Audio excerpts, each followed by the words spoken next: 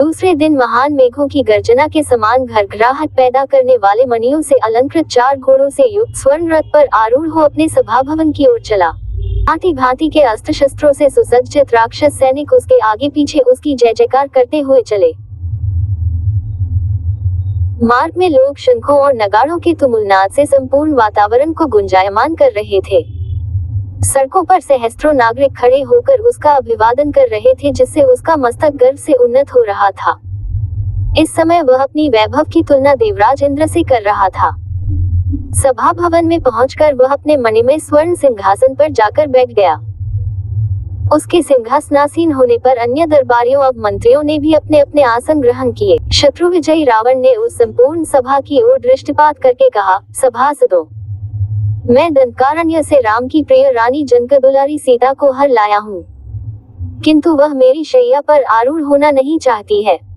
मेरी दृष्टि में तीनों लोगों के भीतर सीता के समान सुंदरी अन्य कोई स्त्री नहीं है। उसे देखने के बाद मेरा मन मेरे वश में नहीं रह गया है। काम ने मुझे अधीन कर लिया है। कामातुर रावण का ये प्रलाप सुनकर कुंभकर्ण ने क्रोधित होकर कहा, महाराज, तुमने जो ये छलपूर्वक छिपकर परस्त्री हरण का कार्य किया है, ये तुम्हारे लिए बहुत अनुचित है। इस पाप कर्म को करने से पहले आपको हमसे परामर्श कर लेना चाहिए था। यद्यपि तुमने अनुचित कर्म किया है, तथापि तुम्हारे शत्रुओं का संहार करूंगा। कुंभकर्ण के वचन सुनकर रावण को क्रोधित होते देख महापार्श्व ने हाथ जोड़कर कहा, शत्रुसूदन महाराज, आप तो स्वयं ही ईश्वर हैं। आप विदेह कुमारी सीता के साथ उसकी इच्छा की परवाह न कर रमण कीजिए। आपके जो भी शत्रु आएंगे, उन्हें हम लोग अपने शस्त्रों के प्रताप से जीत लेंगे। महापार्श्व के ऐसा कहने पर लंकाधिपति रावण ने उसकी प्रशंसा करते हुए कहा, महापार्श्व, पूर्व काल में मैंने एक बार आकाश में अग्निपुंज के समान प्रकाशित होती हुई पुंजिकस्थला नाम की अप्सरा से बलात् संभोग किया था। मेरे इस कृत्य से अप्रसन्न होकर मुझे शाप दे दिया था कि आज के बाद यदि किसी दूसरी नारी के साथ बलपूर्वक समागम करेगा तो तेरे मस्तक के 100 टुकड़े हो जाएंगे। उस शाप से भयभीत होने के कारण मैं विदेहा कुमारी से बलात् समागम नहीं कर सकता।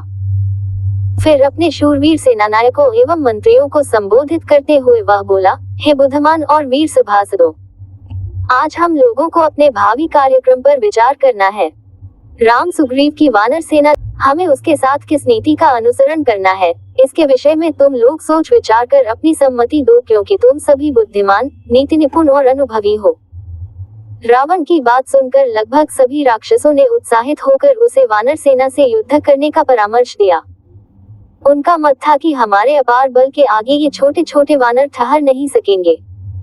प्रत्येक दशा में विजय हमारी होगी। अन्य सभी राक्षसों के सम्मति दे चुकने पर विभीषण ने खड़े होकर कहा, हे तात, सीता का जो अपहरण आपने किया है वह अत्यंत अनुचित है। सीता वास्तव में एक विषैली नागिन है जो आपके गले में आकर लिपट गई है।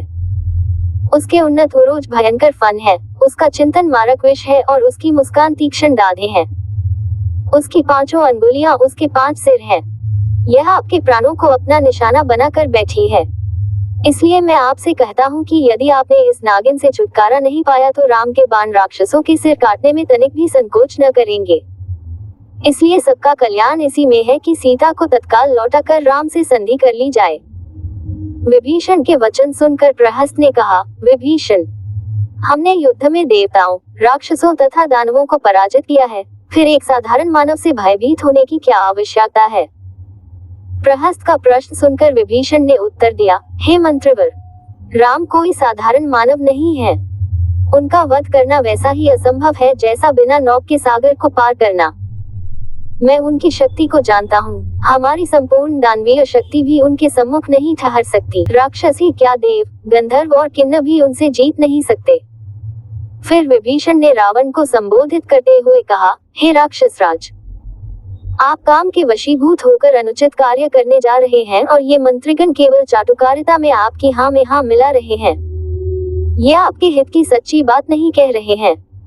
मैं फिर आपसे कहता हूँ कि सीता को लौटाकर राम से संधि कर लेने में ही आपका, लंका का और संपूर्ण राक्षस समुदाय का कल्याण है।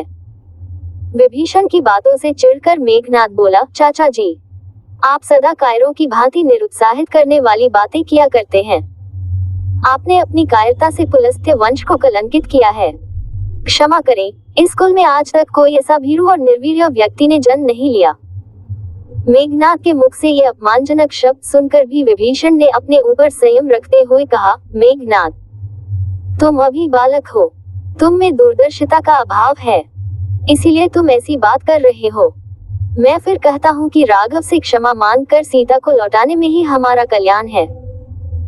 विभीषण को बार बार सीता को लौटाने की बात करते देख रावण ने क्रुद्ध होकर कहा, बुद्धिमान लोगों ने ठीक ही कहा है कि चाहे शत्रु के साथ निवास करे, सर्प के साथ रहे, परंतु शत्रु का हित चाहने वाले मित्र के साथ कदापि न रहे। ऐसे लोग मित्र के वेश में घोर शत्रु होते हैं।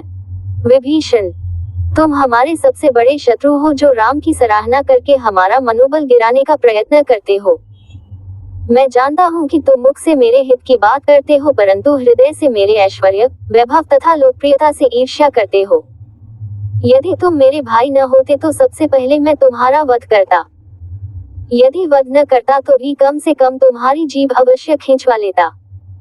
मेरे सामने से दूर हो जा देशद्रोही, और फिर अपना मुख मुझे कभी मत दिखाना।